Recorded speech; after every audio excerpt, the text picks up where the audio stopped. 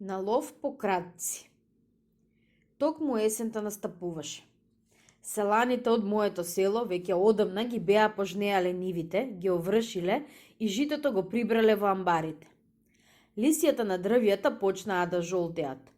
Остануваше уште и пченките да се посечат, да се искрашат и да се приберат во селските кошови. Дедо ми едно попладне се вртеше низ дворот, влегуваше и излегуваше во плевната како нешто да бара. Дедо, што се врткаш така? Го прашав. Се подготвувам да одам некаде, одговори. Каде ќе одиш? Се заинтересирав. Ќе одам на лов. На лов по диви кратци, одговори дедо ми. Туку да не одам сам, подготви се и ти да одиш со мене. Овој одговор уште повеќе ме заинтересира, па затоа го прашав. Какви се тие диви кратци? Досека не сум чул да има диви кратци, ниту пак питоми. Има, уште како има, одговори тој. Оние што живеат и крадат по градовите и селата се питоми кратци, а пак оние што живеат и крадат по нивите и планините се диви кратци, ми објасни тој. Мене уште не ми беше јасно како тоа се диви, а кои питоми кратци.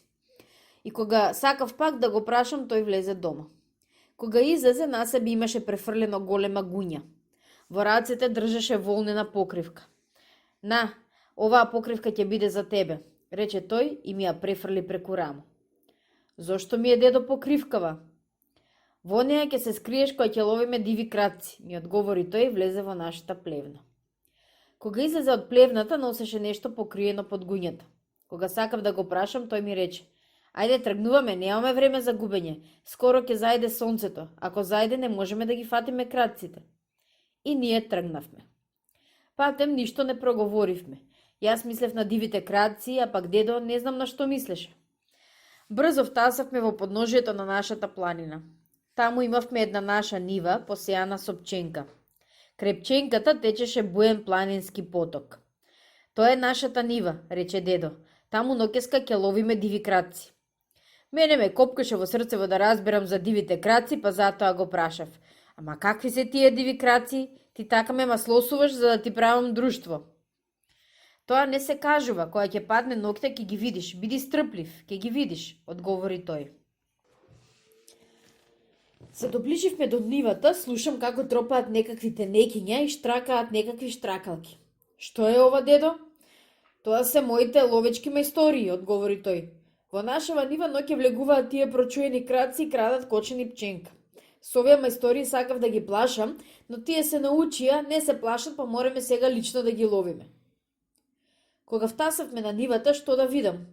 Дедо беше направил некакви чудни направи, во браздата наврател вода, на браздата наместил некакви дрвени тркалца, што водата ги вртеше како воденички тркала, а пак тие се вртеа, удираа на тенекињата и штракаа. Штракара, тукара. Леле, дедо, што убави воденички, се восхитив јас. Овие воденички сум научил да ги правам кога бев уште мал како тебе, ми објасни дедо. Сонцето веќе заидуваше. Наоколу се спушташе првиот мрак. Птичките лета и се прибираа по дрвијата да спијат. Се појавија и првите звезди. Долу во полето овчарите ги палеа овчарските огнови. Таму, далеку некаде селските кучиња лаеја. Дедо ми ја сметна гуњата и под неа се покажа мала куса пушка карабинка. Дедо, па ти имаш пушка? Изненадено прашав. Имам. Ти што мислиш? Како ќе ги ловиме дивите кратци? Да не мислиш дека ќе ги ловиме со голи раци? Што би сакал и јас да имам една ваква куса и мала пушка, сите деца би ми завиделе. Ке имаш, одговори тој. Јас сум стар, кога утре ќе умрам, ти ќе пораснеш голем и тебе ќе ти оставам оваа пушка, нива и се што имам. Тоа ќе биде твое, само треба убаво да ја чуваш и пушкава и нивава. Веќе сосема се стемни. Од исток, како топка, се покажа месечината. Незините зраци осветлија нашата нива. Некаде во густите буки се појави бувот. Бу. Што е тоа, дедо? Тоа е бувот, ноќниот ловец. Тој ни вели не биди глув. Потоа го прекине разговорот и рече: немаме време за чекање, ајде да се скриеме, скоро ќе дојдат дивите кратци. Рече дедо и ја наполни пушката. На долниот крај на нивата со дедо ми се скривме во една грмушка. Згора тој ја наметна гуњата, а пак јас се покрив со покривката. Потоа тој тивко ми шепна: "Внимавај, не смееш ни да се накашлаш, ниту пак да мрднеш. Само ќе траеш и ќе молчиш, зашто краците се многу чувствителни." Иако бев со дедо ми, тој имаше пушка, пак почнав помалку да се плашам. Дедо ми, како да се сети дека се плашам, ми се доближи и тивко ми шепна: "Нивите краци, кога ќе влезат во нивава, ќе стрелам неколку пати со пушкава. Немој да се плашиш, биди јунак." "Не, дедо, не," му одговорив и се прибрав да бидам колку што можам поблиску до него. "Дедо," го прашав, "уште ги нема краците?"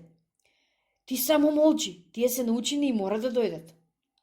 Не потраја многу, дозгора над нивата се зададоа две црни темки сенки. Сенките кроце влегоа во нашата нива. Истрпнав. Сакав нешто да му речем на деда. Тој го сети тоа, ме стегна за рака и ми шепна на уво: "Иде ги дивите краци, молчи и не мрдај, сега ќе стрелам."